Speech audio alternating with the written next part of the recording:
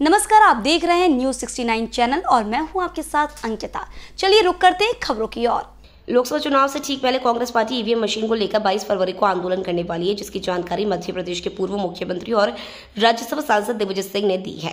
दरअसल जबलपुर पहुंचे पूर्व मुख्यमंत्री दिग्विजय सिंह ने पत्रकारों से चर्चा करते हुए ईवीएम और वीवीपैट मशीनों के साथ साथ प्रदेश के पूर्व मुख्यमंत्री कमलनाथ को लेकर उड़ाई जा रही अफवाहों पर अपने बयान दिए हैं। इन दिनों मध्य प्रदेश के पूर्व मुख्यमंत्री कमलनाथ को लेकर यह अफवाहें उड़ाई जा रही है कि कमलनाथ जल्द ही भारतीय जनता पार्टी में शामिल हो सकते हैं। इस अफवाह को लेकर पूर्व मुख्यमंत्री और राज्यसभा सांसद दिग्विजय सिंह ने कहा कि कमलनाथ कहीं नहीं जा रहे हैं। मीडिया ब्रेकिंग न्यूज के चक्कर में ना रहे। उन्होंने खुद कमलनाथ से बात की और कमलनाथ ने उनसे कहा है कि वह सोनिया गांधी का साथ कभी नहीं छोड़ेंगे, तो कमलनाथ को लेकर इस तरह की अफवाहें उड़ानी बंद कर दी जाए। वहीं ईवीएम और वीवीपैट मशीनों को लेकर दिग्विजय सिंह ने कहा कि इन मशीनों में लगने वाली चिप कहां से खरीदी जाती है, क्योंकि वोट किसी को दिया जाता है और वोट कहीं और जाता है, जो इन मशीनों की सत्यता को नहीं बल्कि इनकी कार्यप्रणाली पर सवाल खड़े करती है। इसके साथ साथ उन्होंने इलेक्शन कमीशन से ये सवाल भी पूछा है कि आखिर किस सॉफ्टवेयर के तहत ईवीएम और वीवीपैट मशीन काम कर रही है। पूर्व मुख्यमंत्री दिग्विजय सिंह का मानना है कि जर्मनी जैसे विकसित देश ने ईवीएम और वीवीपैट मशीनों की जगह बैलेट पेपर से चुनाव करना सही समझा है, तो हमारे देश में बैलेट पेपर से चुनाव क्यों नहीं हो सकते हैं। इन्हीं सारे मुद्दों को लेकर कांग्रेस पार्टी 22 फरवरी को एक बार फिर ईवीएम मशीन के खिलाफ आंदोलन करेगी। जबलपुर से न्यूज़ 69 के लिए वाजिद खान की रिपोर्ट। यात्रा के पहले इस प्रकार से फ्रीज करना, ये कहीं ना कहीं आर्थिक रूप से बात देखिए भाई, जैसा है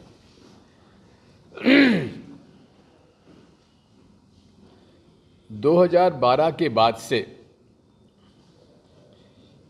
जब से वीवीपैट मशीन आई है चुनाव प्रक्रिया में, मोदी जी और उनके जो क्लोज ग्रुप है वो अति विश्वास में है। 14 में कहा भाजपा को बहुमत मिलेगा, बहुमत होता है 2072 पे, उनको मिले 272।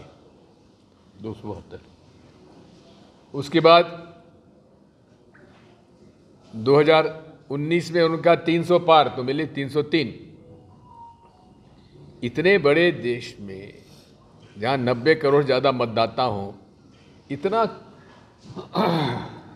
निर्णय कैसे, मतलब इतना भविष्यवाणी कैसे हो सकती है। अब मेरे पास दो उदाहरण हैं। एक बैरसिया में 17 नवंबर को चुनाव हुआ। 19 नवंबर को एक व्यक्ति ने अपने फेसबुक पे डाल दिया कि भाजपा को इतने वोट मिलेंगे, कांग्रेस को इतने वोट मिलेंगे और भाजपा इतने वोट से जीतेगी। कब? 19 नवंबर को, चुनाव के 2 दिन बाद। और नतीजा आया तो वो कब ही आया। इसी प्रकार नागदा में जो उन्होंने काउंटिंग के 2 दिन पहले दिसंबर 1 को जो नतीजा डाल दिया वो का वही आया। 1% भी इधर उधर नहीं था। तो ये सारी बातें हैं, इस पर हम एक ही बात हमने पूरे देश के सिविल सोसाइटी के बड़े बड़े जजेस, रिटायर्ड जजेस, IAS, IPS, IFS, professor, computer science के प्रोफेसर, इन सब ने कुछ प्रश्न पूछे चुनाव आयोग से कि हमें बता दीजिए कि इस पे इंटरनेट कनेक्ट होता है कि नहीं होता है। इसका जवाब नहीं देते। हमने पूछा कि साहब सॉफ्टवेयर क्या डालते हो, उसको उजागर करो। हमने पूछा कि ये आपकी चिप आती कहाँ से है, इस चिप में सॉफ्टवेयर डालता कौन है, सॉफ्टवेयर बनाया किसने है।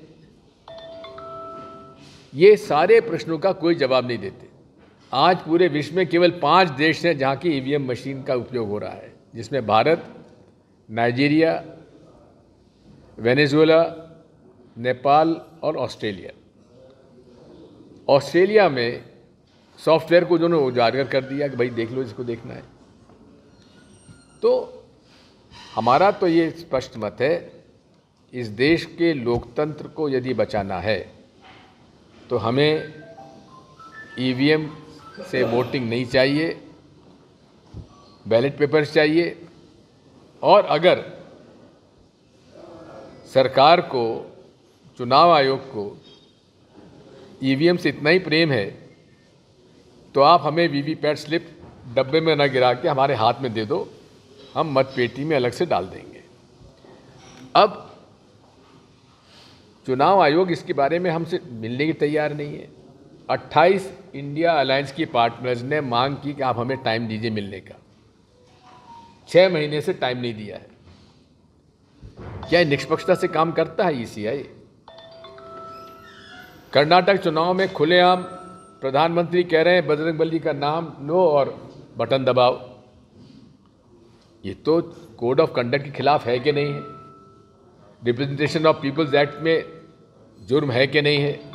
उन पर कार्रवाई क्यों नहीं होती?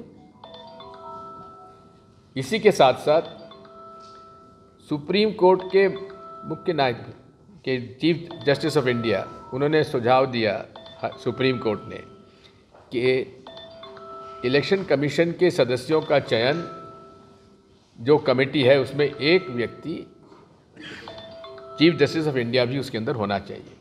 और चीफ जस्टिस ऑफ इंडिया का प्रस्ताव भेजा गया, सरकार ने उसे नामंजूर करके प्रधानमंत्री जी के द्वारा मनोनीत एक और मंत्री उसमें रख दिया। तो ये तो निष्पक्षता की निशानी नहीं है, खुलेआम पक्षपात हो रहा है। अब मालूम पड़ा है कि जो कंपनी ईवीएम बनाती है उसके इंडिपेंडेंट डायरेक्टर में भारतीय जनता पार्टी के 4 नेता हैं। ये तो मदर ऑफ डेमोक्रेसी जिसे कहा जाता है उसके साथ तो मजाक है कि नहीं है ये?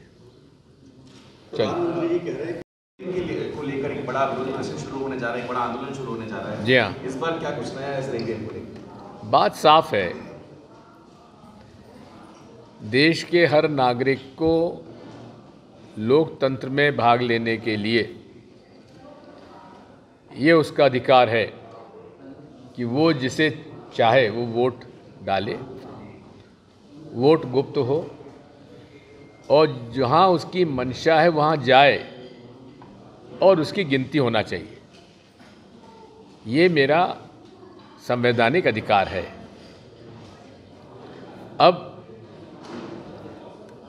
टेक्नोलॉजी आई, कांग्रेस पार्टी ने ही ईवीएम मशीन, दूसरे देशों में भी ईवीएम मशीन आई,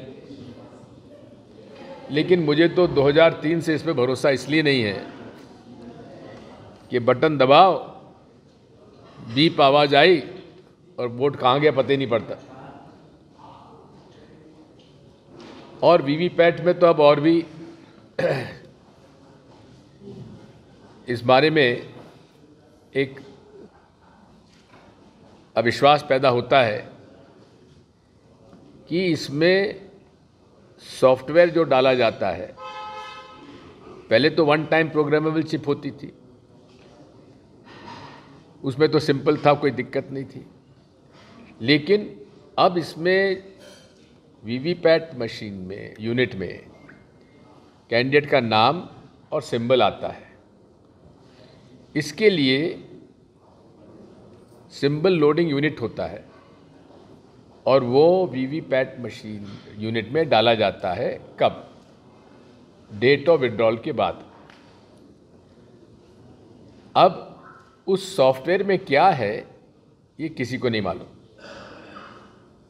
हम लोगों को नहीं मालूम क्योंकि जनता के बीच में नहीं है, कुछ लोगों को मालूम है। और पूरे विश्व में ये सर्वमान्य है कि कोई भी कंप्यूटर में, कोई भी हार्डवेयर में जो संदेश ऑपरेटर देता है उसको सॉफ्टवेयर अगर मंजूर करता है तो ठीक है, नहीं तो सॉफ्टवेयर जो कहेगा वो डाले जाएगा उसमें। तो इसलिए मेरा वोट मेरा नहीं जा रहा है, सॉफ्टवेयर जिसे भेजेगा उसका वोट जाएगा।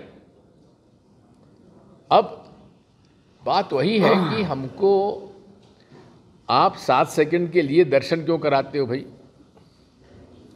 हमें तो हाथ में दे दो। पहली बात तो हम तो बैलेट पेपर के पक्ष में हैं।